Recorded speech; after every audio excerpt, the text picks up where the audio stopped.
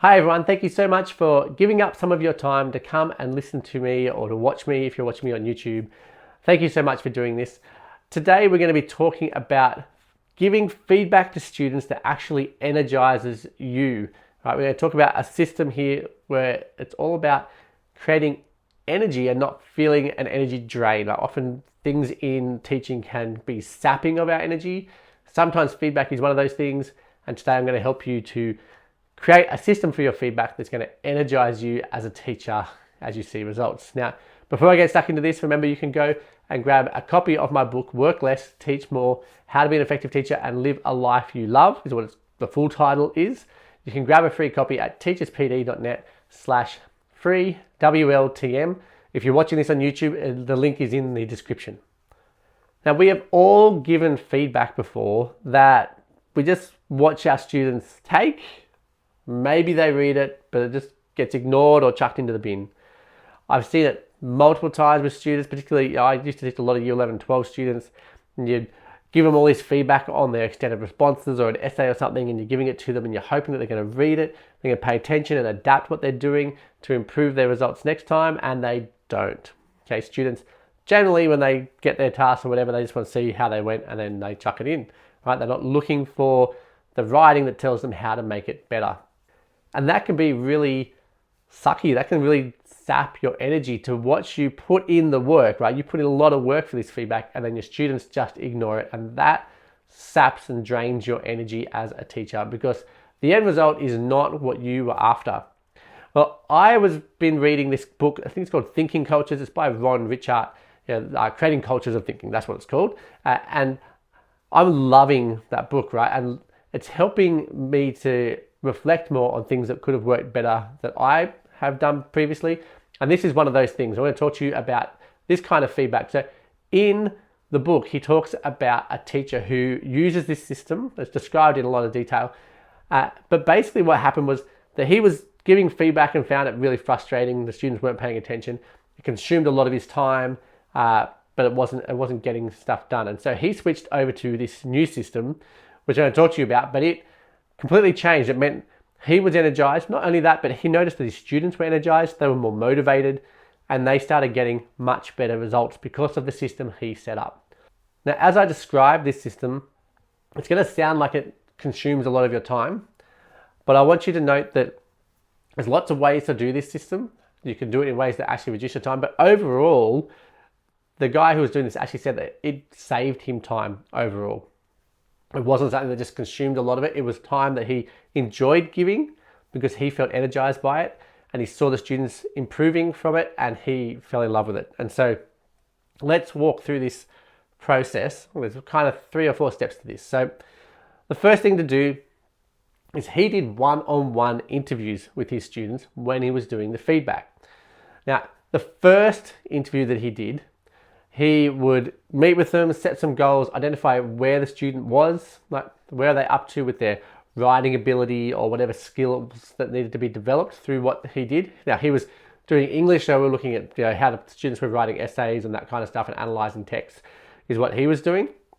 But I see that applicable to so many other subjects where a student can do small tasks that they can improve on that then helps them to improve on larger tasks, right? So you can do lots of shorter essays to help you improve your larger essays and stuff like that. So he would meet with them, find out where their skill level was at, how they're going with their writing abilities and all that kind of stuff. Then he would basically lay out a bit of a plan for how to achieve particular goals. And they would do that together. And he would very clearly commit to the student that he was not going to allow the student to fail. Basically, he was going to be meeting, and as long as the student was committed to, then he was committed, and they were both going to achieve great things together. And he said that the students go away from that first meeting really energized to actually do the task because they can see that he is really on their side. He's coming alongside them, and he wants to see them succeed, which I think all students want to hear, that their teachers want to see them succeed. And so he was there, he was making that commitment, and he was setting up that plan with the students. And then he gave them the first task, so to go and do a written extended response to a particular question or something like that. Then the next interview is when the student would bring the work that they've done. He hadn't pre-read it or whatever. And so he sat down with the student and he would read through it with them and give them feedback as he read it. And so he would say all the good things as he went through, and he would also tell them the things that they need to improve as he went through. And as he went through, he would also write on it. So he would talk to the student about it and write on it. And it gave the student a chance, they had a conversation as they went about, oh, how could you have written this differently? He could ask them questions and they could come up with the solutions and all that kind of stuff as he went through that process with them. And that process, going through the task, obviously depends on the length of the task, but you're looking at maybe half an hour, right, per student that he was going through and doing that. And half an hour is probably a long time, possibly even less. But you're interviewing, going through the response, giving them the feedback, and then the student was given their next task where he would give them really clear instructions about what to do to improve on that next task. So you really struggled in this one, for example, to use examples, right? You were writing this lovely essay, but you didn't use examples enough. So in your next one, here's the next question. Make sure you're using lots of examples as you answer this, and keep going with the great things that you were doing. Like, so maybe they've structured their paragraphs really well, but they're missing the examples. So you encourage them to do that, and he would send them away, and then they just automatically met at the same time each week. And so the student would come back with their done task, and he would go through that process again. And it just constantly went through it, reading through and telling the student what to do to improve the next thing that he gave them. And so they would learn from what they were doing, and they had a task to apply it to, and he was guiding them in that process. And so the interviews turned out to be amazing. Like, all the students massively increased their results, and their writing became beautiful to read, all that kind of stuff. But he had a plan. They'd set goals together, and they were committed to working together to achieve that. If the student didn't do the work, they didn't come to the meeting. And that meant that he wasn't wasting his time with students who weren't committed, but it meant that he was really committed to the students and helping them to get there. And he could remind the students anytime during class or whatever. And there's adaptations to this kind of process as well, but that's essentially what he did. He used to do them during recess or lunch, or maybe if he could find a period off where he was off class and the student was off class at a study period or something, he could organize that. But he's been adapted it at one point, and he decided to start meeting with 2 students at once rather than 1 student, and they would have the same tasks, and you could kind of group your students together that way. If you're well planned with your lessons, you could actually probably do this process in class. If you have students all working independently or collaborating or something, you can actually pull your students out, go through this process with them in class, and then send them back to do whatever else they're doing that lesson. And it can be really exciting to see this kind of stuff work. And I can see so easily why this is going to work for students in multiple subjects. So number one, it's like individualized. We're getting differentiated feedback for our students. We're getting verbal feedback in a conversation style, which is really good. It means the students are going to receive that feedback. Well, basically they're going to receive it, right? I was going to try to say more clearly or better, but that sounded like bad English to me. But they're going to really be more open to that feedback and receive it and actually apply it, because we've had this conversation together and you've given them a task to apply it to afterwards. The students also knew that the teacher cared for them and was committed to actually helping them to make sure that they don't fail.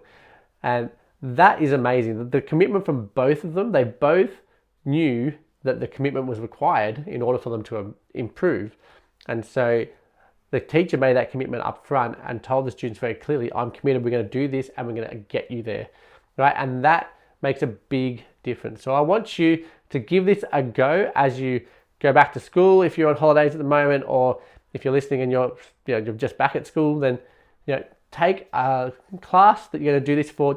Maybe just try it for the term, right? This is the last term of school. It's a term to try everything for the last term of the year, and go through and do this stuff with your students. Just go through, set up an interview with them, find out where they're at, how they need to get to where you want them to go, lay out a plan, get some commitment from each other, and then meet with them regularly in order to improve particular skills that they're going to need.